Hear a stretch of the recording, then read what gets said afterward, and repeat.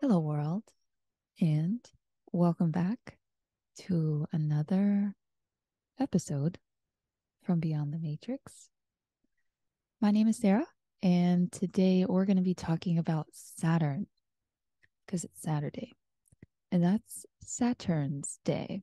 So, if you're not familiar with Saturn by now, you should be, because Saturn has been in his two domiciles for the past, I guess, 4 or 5 years.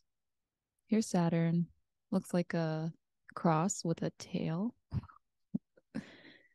And currently, Saturn is in Aquarius. So I say that Saturn has two domiciles, two homes. That's Capricorn and Aquarius for Hellenistic astrology.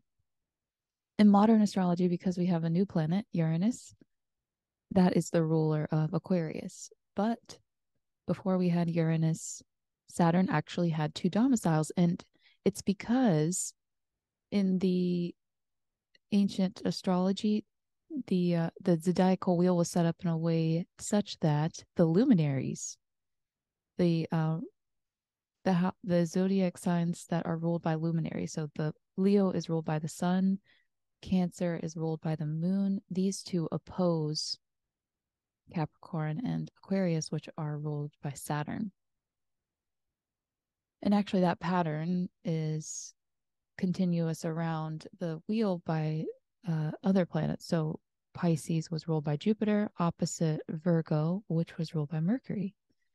Aries is ruled by Mars, which is opposite Libra, which is ruled by Venus. So Mars and Venus houses oppose one another, and Jupiter Mercury houses oppose one another.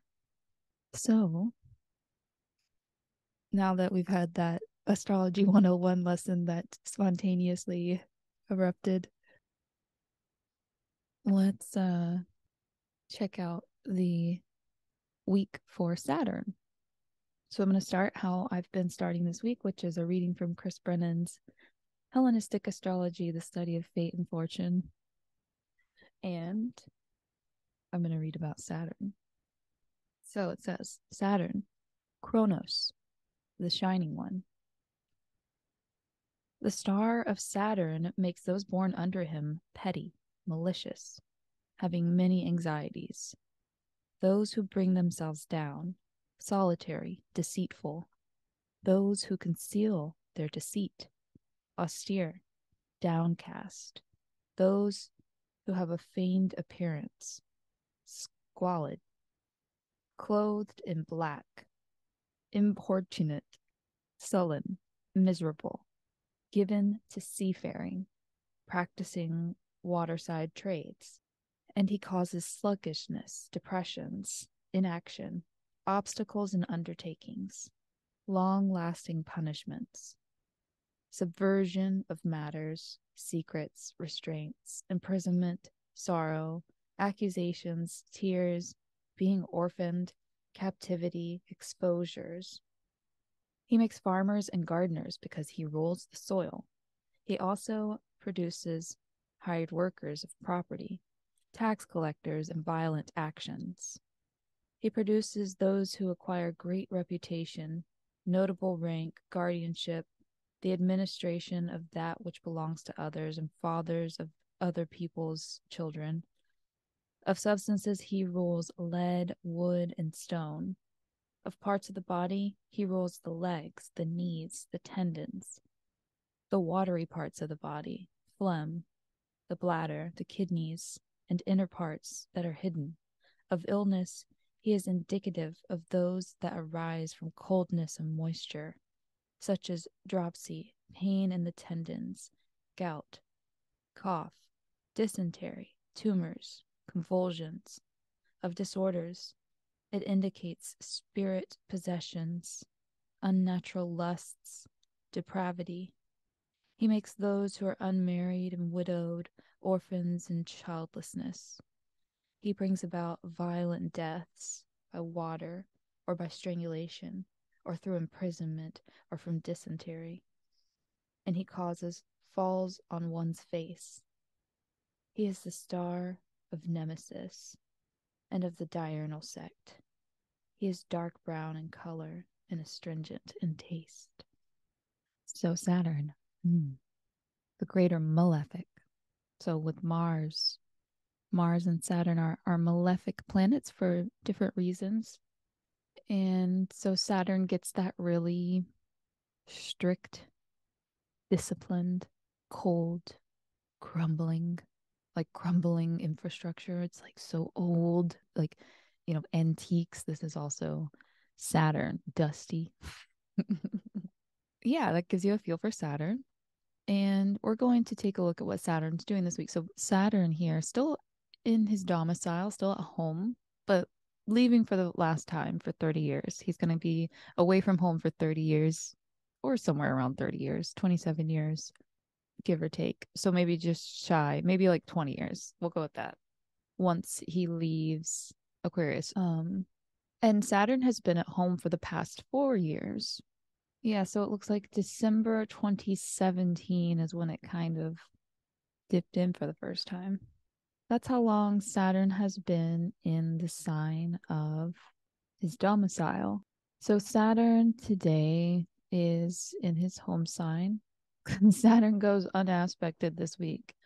Since Saturn is not making any aspects, I'm going to read from Renn Butler's The Archetypal Universe just about Saturn. We're just about to break free from Saturn in his home sign. Saturn moving into Pisces, this very spiritual, ethereal sign. So in Renn Butler's The Archetypal Universe, he writes about Saturn. Incarnation in material form, real world concerns and responsibilities, work and structure, time and boundaries, qualities of maturity and wisdom, patience and forbearance. In the shadow, forces of constriction and hardening, boundaries and separation, problems and challenges, repression and defensiveness, fearful enslavement to the past. The archetypal complex related to Saturn governs the small r reality principle, bringing order, structure, and consistency to human life. It also represents the inevitable sorrows and challenges of material incarnation. During major transits of Saturn, we are more likely to feel the humbling and painful but necessary parts of this process. Spiritually, Saturn represents our sense of the divine as strict, judging, and punishing, as keeping score, and as exacting retribution for our disobedience and mistakes.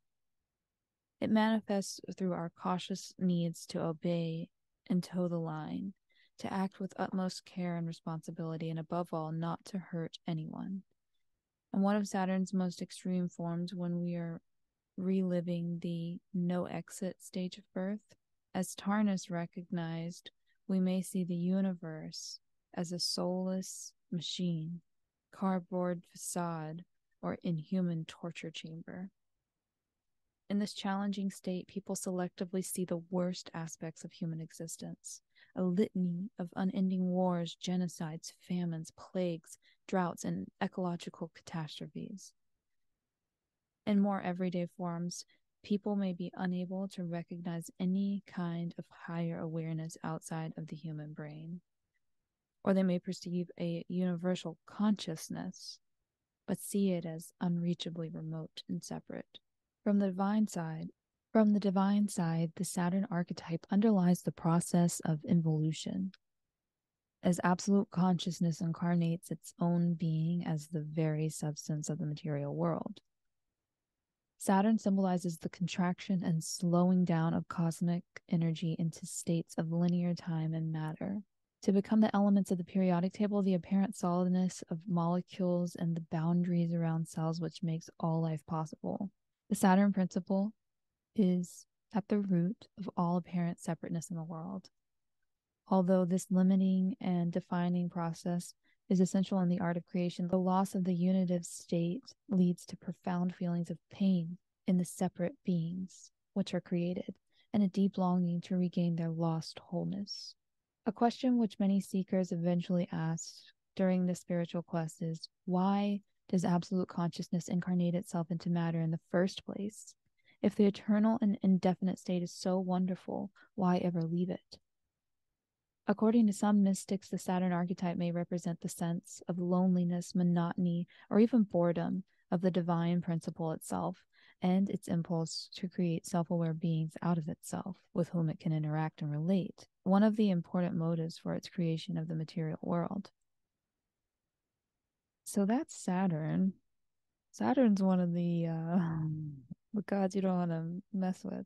And not only has Saturn been in Aquarius, but Pluto is about to move into Aquarius. So this big planet of transformation has also been for a very long time in a Saturn ruled sign.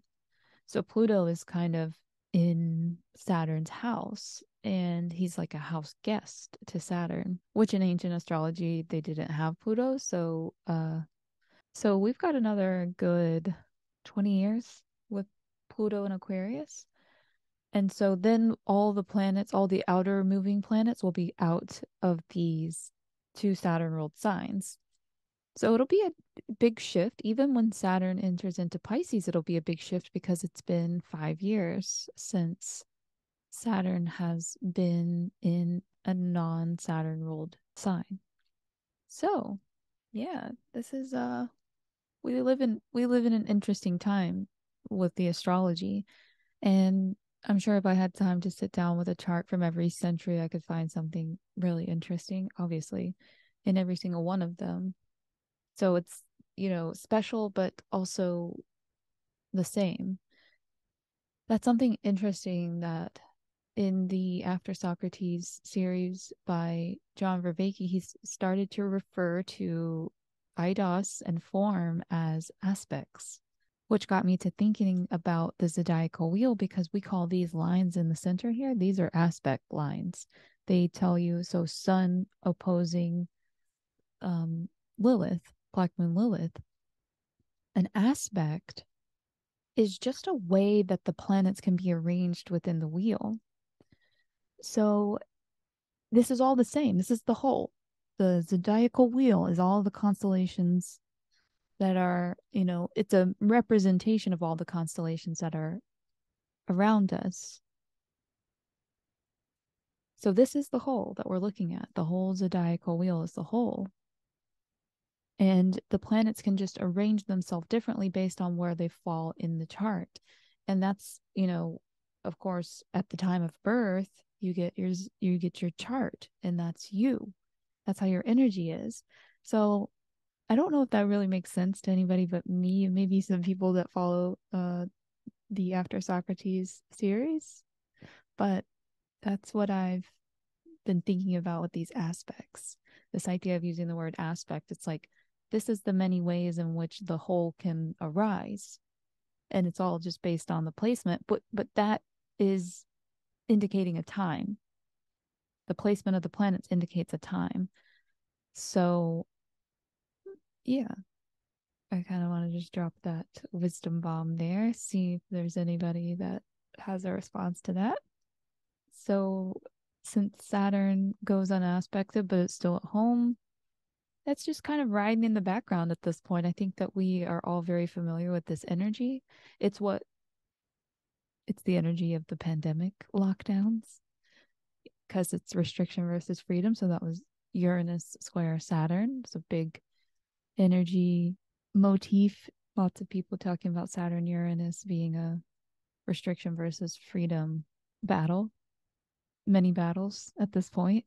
So that's another energy that's going to loosen up once Saturn enters into Pisces. we'll be back tomorrow to talk about the sun, another one of the great gods of the sky. And then we'll talk more about Aquarius and the domicile of Saturn that is about breaking free and being a humanitarian. So until then, have a great Saturn's Day.